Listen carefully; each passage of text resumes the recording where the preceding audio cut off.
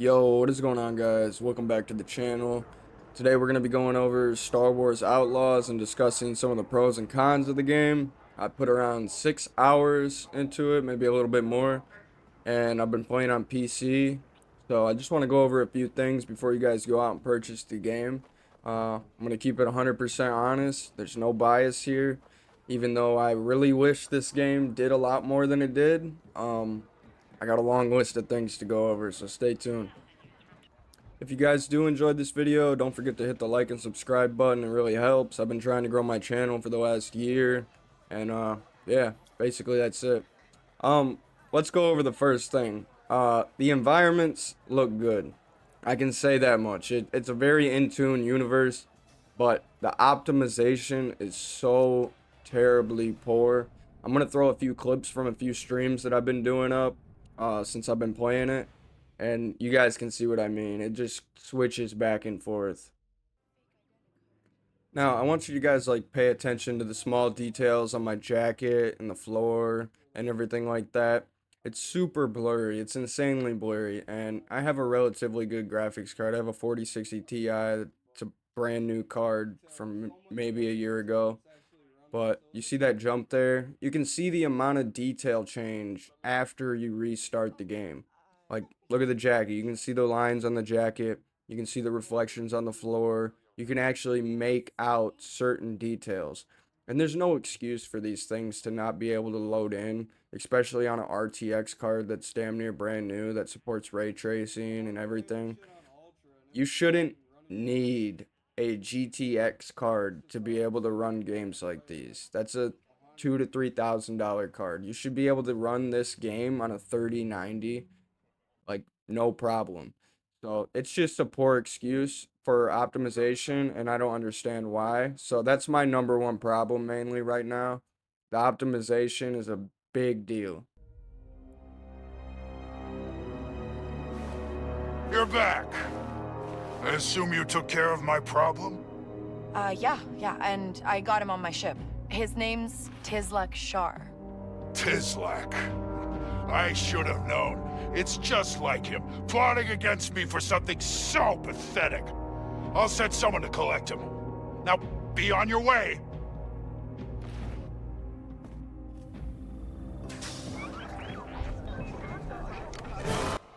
Now, of course, I give credit where credit is due. The environments, like I said, they look very good. They look realistic, makes you feel like you're in a Star Wars, world. However, what they advertised was an open world, basically like that. It is similar to an open world game, but a lot of the things that open world games have, you can't do. Like, you can't take speeders, you can't ride animals, you can't do anything really. You're sort of forced into this box of playing the game how they want you to play it according to the story and things like that. It's just not super intriguing and necessarily what they advertised, and I think a lot of people thought it was going to be completely different. So just be aware of these things. I am a fan of Star Wars, so I have been enjoying this game. But compared to certain games that came out years ago, like Battlefront and all this other stuff, it I just don't understand why it is such a problem to get this game to a point where it is able to not be buggy, not be glitchy, and all these things. I think a lot of game companies are getting way too comfortable with the way, that people are releasing games, like half-beaten ass games that aren't completely finished, and they're just trying to get that money grab and then proceed to push out updates. And I'm honestly sick of it. So just, you guys are sick of it too. We got to stop, buying these games off rip. I've been doing it because I'm a content creator and it makes sense for me. But as you can see, we're going into the plains here, and I think this is where you guys will start to notice a lot of the optimization becomes very poor. I mean, you can see the grass sort of starts to load in, big lag spikes there as you switch environments, and it's not like this is a top 10 game, with like graphics. I play Warzone on ultra settings. I play other games that look way better than this on ultra settings. I don't know what they have going on, but yeah, Optimization is a massive deal because it impacts the way the game is played so much. So just keep that in mind. I don't know how it runs on console, if it's a solid 60 frames per second, but this is really poor and it fluctuates consistently. Another thing worth mentioning is if you guys have played any other Ubisoft games, Assassin's Creed, or anything that's out like Far Cry, a lot of these things like climbing and whatnot, they just seem like reused mechanics that they switched animations on. So keep that in mind too. So we're going to add that to the list here.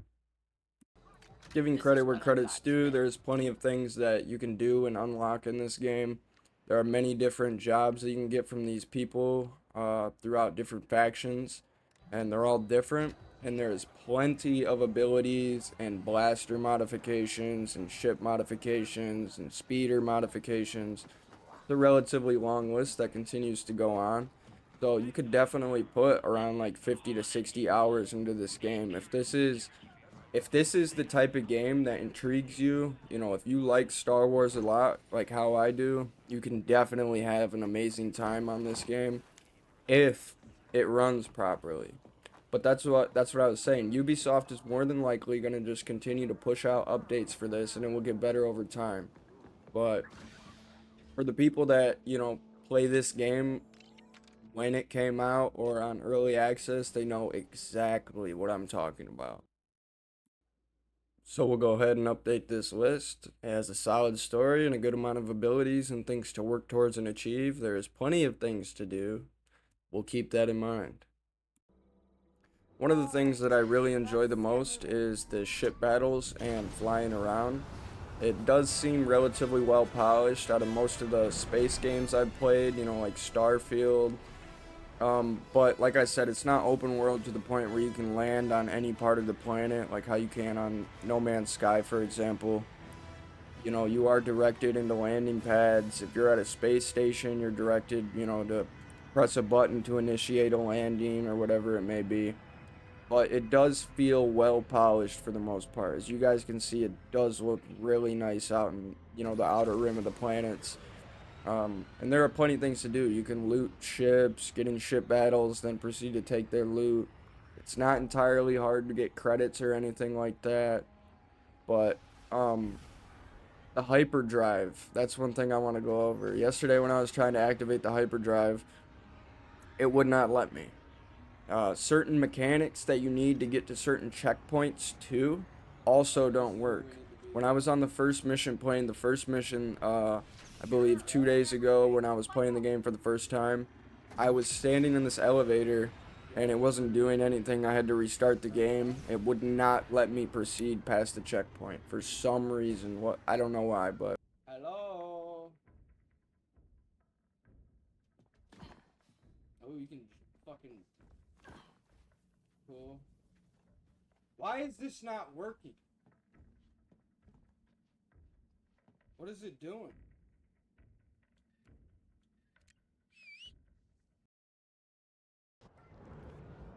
As you can see, here's an example of the initiate landing for one of the things you got to do in the story here. But, I mean, it's really not that big of a deal. Most games can't do that, and I'm sure they can. They just didn't want to put time into it. In my opinion, Ubisoft is good at coming up with ideas, has a really solid creative studio, but when it comes to producing games, it feels like they try to push them out in like 2 to 3 years instead of actually polishing them over and making them really nice games. That's just my opinion, though. However, I do feel like a lot of people agree with me there. And as you can see, lag spikes almost every time you switch environments. It's crazy. As you can see, more lag spikes when you switch environments, like walking into the bar. Another mechanic I do like, however, is that you can bribe, and if you have contacts with certain factions, you can get things that wouldn't, you know, you wouldn't usually be able to get. The bribing mechanic is relatively nice, and you can also like check requirements, certain requirements. So it says check requirements, 150 credits. Give her 150 credits. I lost my access card again. Can you unlock the employee area for me? and then see, now I'm able to get in through a certain door. But again, this isn't something that's new to video games. This has been done in other games before. It's just a lot of reused mechanics. However, it does work nice. It works nicely, you know, in this setting, and I do enjoy that very much. So we'll go ahead and update this list. Half open world space exploration, which is true, and it has good faction mechanics. I like that. That is a good add-on to this game. I do personally think a lot of people have been super critical of this video game since its release, and that's completely understanding. Ubisoft has dropped a lot of hot dookies recently that they don't seem to really give a shit about. Not even just Ubisoft, but a lot of game companies. So it's completely normal, and I completely understand the criticalness. Uh, However, I think this game should be cut a little bit of slack. There's a lot going on here, you know, in the world itself, and Ubisoft hasn't, in my opinion. I don't think they've ever made a Star Wars game. I could be completely wrong. They also made it with Lucasfilm Games, and they have made, uh, you know, Star Wars games. The cutscenes look good. A lot of the stuff is good. You can see here that every decision you make affects a certain syndicate, so it does add a bit of, like, you know, you got to think about what you're doing because it can affect, you know, it's like two paths, you know, basically. And you're given the option almost every single time. So there is pros and cons, and the combat feels good. You'll see here. Combat feels good.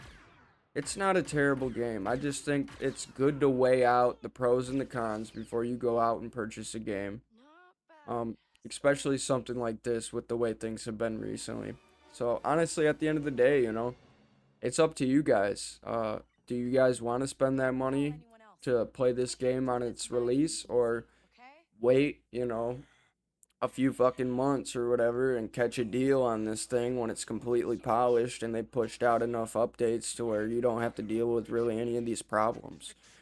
Um, Personally, I did not purchase the game outright. I got a Ubisoft subscription to try and get these videos and stuff, which I believe was $18 a month around there. Rather than spending, you know, $70, or to play it on early access, you got to pay like 110 bucks. I think that's absolutely outrageous. But yeah, it really just comes down to personal preference. Uh, so yeah, guys, thank you for watching this video. Thank you for tuning in. Stay posted, subscribe. I'm live almost every single week, you know, multiple times a week. I do work full-time jobs, so you know, you stay busy. But yeah, stay tuned. I'd love to see you guys in a stream sometime. Hasta luego, my friends. Peace.